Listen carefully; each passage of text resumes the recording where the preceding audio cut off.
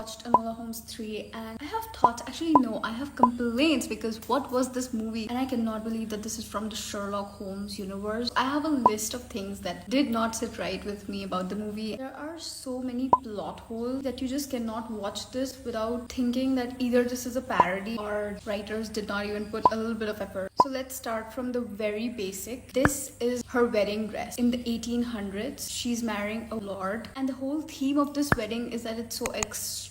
It has to be to the standards of the guy. How is she wearing this dress? This is what her dress should have been like, anything close to this. And this is a beautiful dress for a bride in 2026. This does not fit any definition of any bride in the 1800s. On the topic of wedding dresses, this is her wedding dress when she marries Tewkesbury later in the end of the movie. She's wearing an off-shoulder dress in 1800s. Unless she's making these dresses herself, nobody's selling an off-shoulder dress in that era.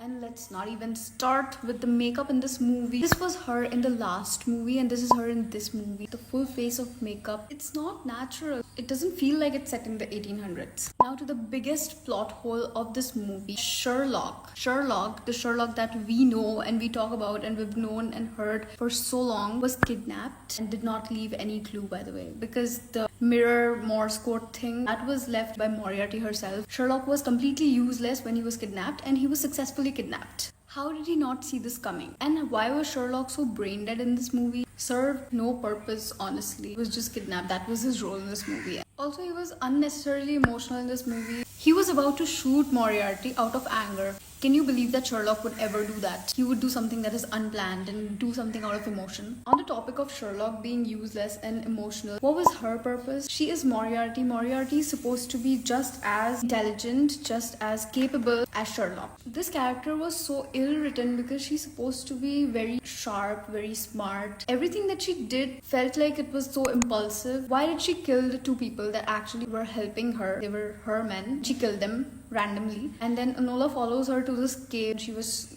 getting strangled. Moriarty told her, this was my plan. I was the one who wanted this to happen, but we did not get to know why. If she only had to run away. She did not want to kill Enola because apparently Enola was gonna lead her to the gold, but she just randomly gave away that, oh, it's me who kidnapped your brother.